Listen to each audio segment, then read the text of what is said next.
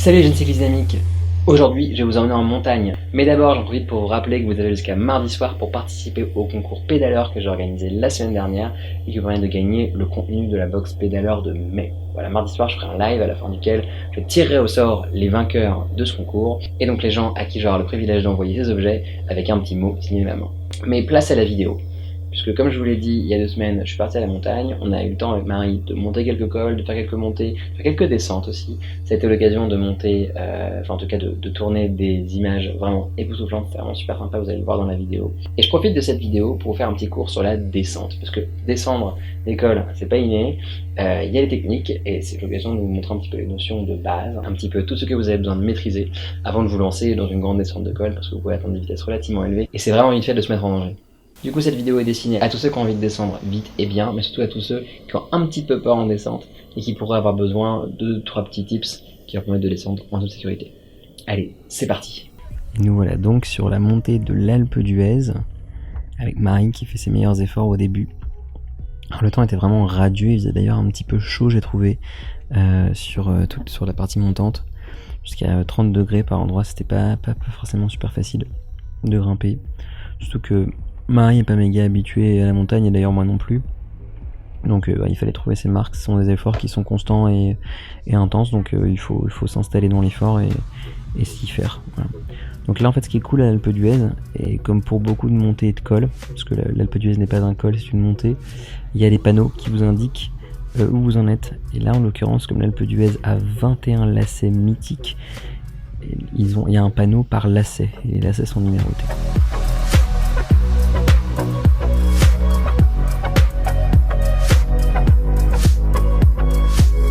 Là on arrive au lacet numéro 18. Il fait encore méga beau. Marie avait encore la pêche à ce moment là. Elle avait encore la forme. Donc l'Alpe d'Huez, c'est une montée qui est relativement raide en pied de montée. Hop, un mec qui nous double.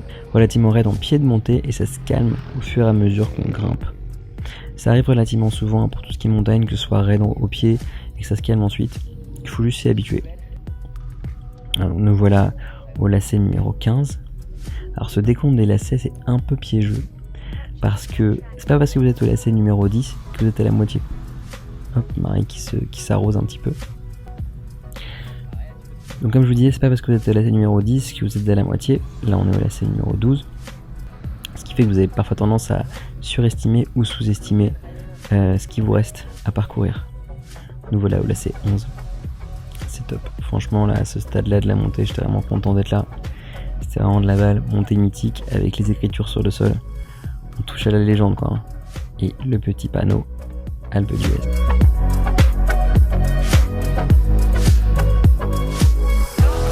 Très sympa en tout cas d'avoir pu croiser les cyclistes qui s'arrêtaient à tous les lacets comme son père et sa fille. Super valeureux à cet âge-là de grimper l'Alpe d'Huez, faut vraiment en avoir sous la pédale, faut être sacrément courageux. Là on commençait à avoir des pentes un peu raides, 13%, 10%, un peu difficile, ce qui fait que Marie a besoin vraiment de se mettre en danseuse. Après ça on a pris une petite pause, et moi je suis parti grimper le reste tout seul, un peu à mon rythme, parce que comme vous avez pu le voir je pense, je peux pas vraiment mouliner quand je suis Marie et qu'elle grimpe à son rythme, donc ça fait que je tire énormément sur mes genoux, je mouline beaucoup plus quand je suis seul. Voilà, donc ça c'est ma grimpée à ma vitesse. Donc je l'ai mise un peu plus rapide parce qu'on en a déjà vu une bonne partie. Je fais lacet après lacet, et là à la différence d'avant, eh bien c'est moi qui double tout le monde. Et là on arrive bientôt à l'arrivée, il me semble qu'ici c'est le lacet numéro 4. On voit la station là, un peu plus haut. Là on voit les remontées mécaniques carrément, lacet numéro 2. Là on est vraiment à la toute fin. On est vraiment, on touche à l'arrivée, le petit panneau Alpe d'Huez, super sympa. Franchement, et vous avez vu, dans le beau temps là, eh bien, la température a quand même chuté. Il faisait 29 à 30 degrés en bas, et là, il fait 20 degrés en haut, à 1850 mètres d'altitude. Bon oui, je l'ai navré sur la fin, hop, et nous voilà sur la ligne d'arrivée. Ensuite, on ne s'est pas arrêté là, puisqu'on a grimpé jusqu'au col de Sarenne. Alors là, on est au-dessus de la station de ski et on commence vraiment à reconnaître un peu le paysage typique de la haute montagne. Très peu d'arbres, des montagnes vraiment presque nues. Il n'y a que de l'herbe courte et persistante. C'est un type de plantes qui peuvent résister à la neige, qui sont là l'été. Ça, c'est vraiment magnifique, quoi. Le paysage est vraiment incroyable avec cette route à flanc de montagne. C'est une route qui, il me semble, n'est pas tellement ouverte à la circulation, en tout cas pas de véhicules à moteur. Donc faut faire un peu gaffe, parce que niveau voirie, c'est pas trop ça. Et la surface n'est pas forcément excellente. Donc là, la descente s'est fait vraiment avec précaution. Donc là, c'est un petit bout de descente avant de remonter vers le col de Sarenne qui culmine à 1999 mètres. Donc vraiment dans le domaine où il n'y a plus trop d'arbres. Donc là, c'est le passage du col de Sarenne ici. Et là, on va se mettre à redescendre. Et comme je vous l'ai dit en intro, ça va être aussi l'occasion de vous montrer ce qu'il ne faut pas faire et ce qu'il faut faire quand vous descendez en montagne, mais aussi sur n'importe quel type de descente. Je vais commencer par quelques conseils de base. 1. Vous placez à l'extérieur du virage que vous êtes en train d'aborder. 2. Vous freinez en ligne droite jusqu'au point où vous allez braquer. Au moment où vous braquez, où vous virez, vous ne virez qu'une seule fois. On ne corrige pas, on ne surcorrige pas. Si vous corrigez, vous allez déséquilibrer le vélo pendant qu'il est en train de tourner, c'est très dangereux. 3e point, vous visez le point de corde. Le point de corde, c'est ce point à l'intérieur du virage, à la limite entre la route et le bas-côté, dont vous allez essayer de vous rapprocher pour vous donner la meilleure trajectoire possible et filer vers la sortie du virage. Une fois le point de corde passé, on lève les yeux et on se met à réaccélérer dans la pente en visant un point de sortie à l'extérieur du virage. Je vais commencer par un mauvais exemple. Vous allez voir ce dont je veux parler. Ici, je suis mal placé au milieu de la route. Je freine en tournant et je ne tourne pas franchement. Ce qui fait que je me retrouve à devoir freiner dans le virage, ça me pourrit ma sortie, mauvais virage. En revanche, exemple suivant, je me colle bien à l'extérieur du virage. Je freine en ligne droite une fois, je ne tourne qu'une fois, je vise mon point de corde ici, et une fois le point de corde passé, je réaccélère vers l'extérieur du virage.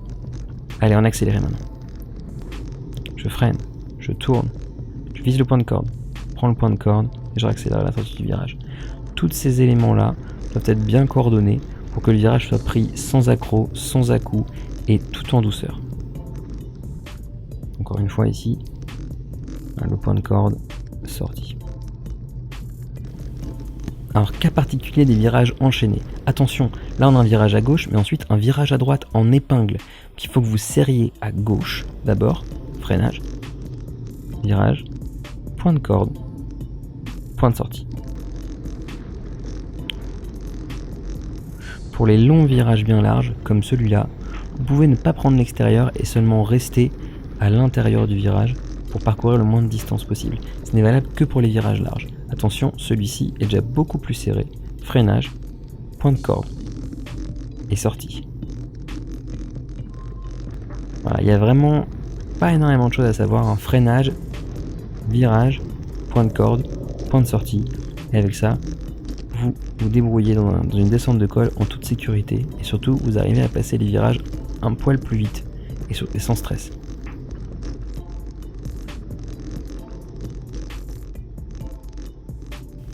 Alors voilà le petit cours sur la descente passée. Maintenant, je vais vous montrer ce que ça donne en pratique. Mais d'abord, petite interlude humoristique. Je vais pouvoir faire une vidéo, je me fais humilier par un invité.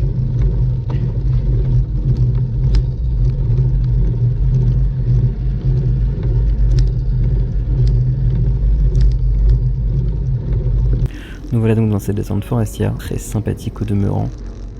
Un petit peu sombre, en fait il y avait surtout une alternance d'éblouissement et d'ombre, ce qui était un petit peu difficile pour évaluer la vitesse, les distances, la surface de la route, ce qui rendait la tâche de la descente pas forcément super aisée, je dois l'avouer.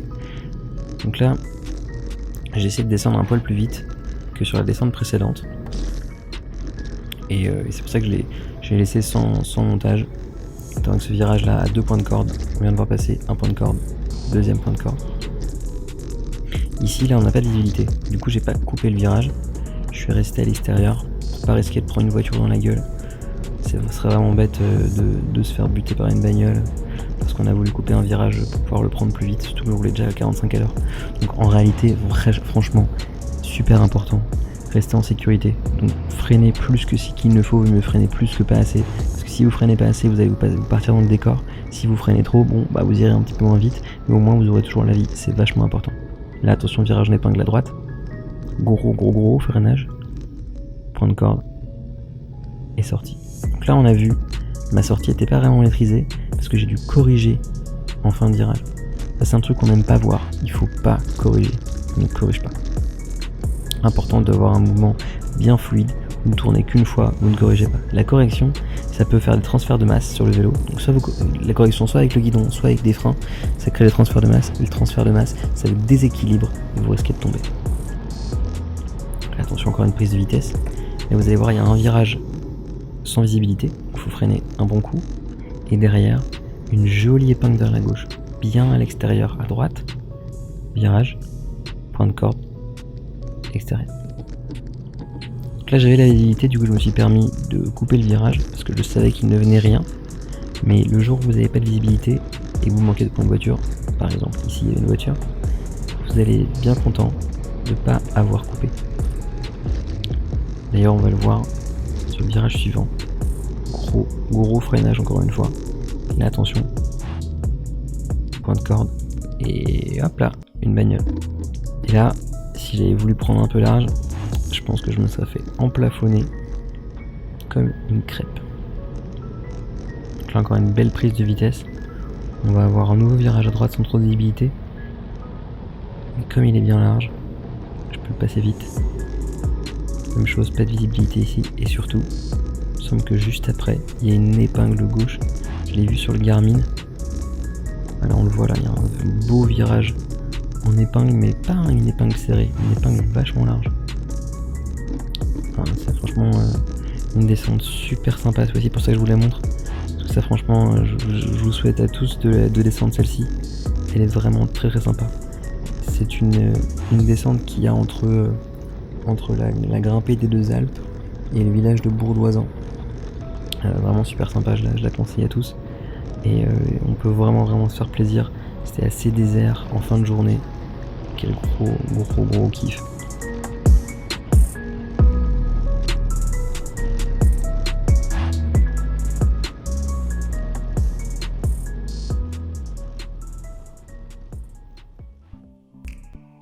Voilà, j'espère que la vidéo vous a plu, vous avez appris pas mal de choses sur la technique de la descente et que vous avez aussi pu profiter des beaux paysages.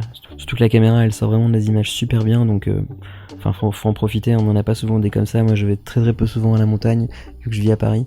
Donc franchement c'était un régal pour les yeux, j'espère que ça vous a plu et que ça vous a donné envie de venir rouler en montagne. La prochaine vidéo, du coup je vous l'ai dit, ce sera le live de tirage au sort pour le concours box pédaleur que j'ai organisé la semaine dernière. La vidéo suivante sera probablement une autre vidéo de montagne. Je vous expliquais aujourd'hui comment on descend un col. Et bien je vous montrerai la semaine prochaine comment on grimpe un col. J'ai vraiment hâte de vous montrer tout ça.